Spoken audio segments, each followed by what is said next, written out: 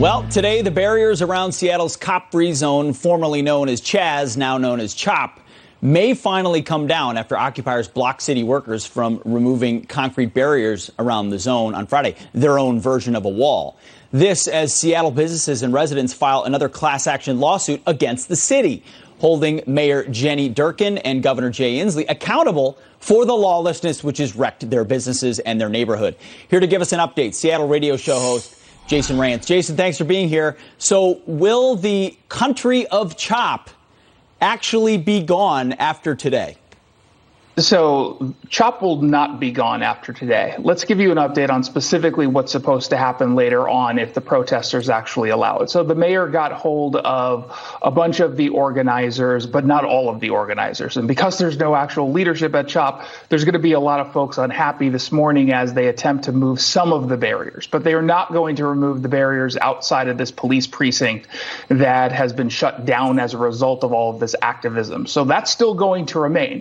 The question is how many of the other barriers to reopen the neighborhood, basically, how many will they be able to get removed before someone steps up and hopefully what happened on Friday doesn't happen again, which is someone pulled a gun on the city workers and they ended up leaving.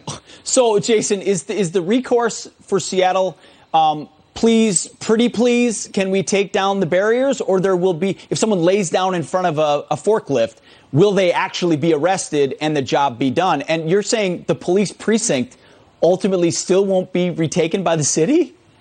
Yeah, under no circumstance is today going to be the day in which we get that police precinct back, according to the mayor. And yes, it would appear that anyone can just stand in front of one of the forklifts or lay down in front of them, and they'll just stop their movement. So we'll see what ends up happening. But again, a lot of people seem to think that this is going to be the end. No, it's a slow death. Now, to be clear, CHOP today was not the CHOP of last week before the shootings last weekend. There are very clearly less people out there. These are more of the hardcore activists who are still there. And they're saying, yeah, we're not ready to go. You haven't met our demands. So their demands are what? And I'm sure they cannot be met.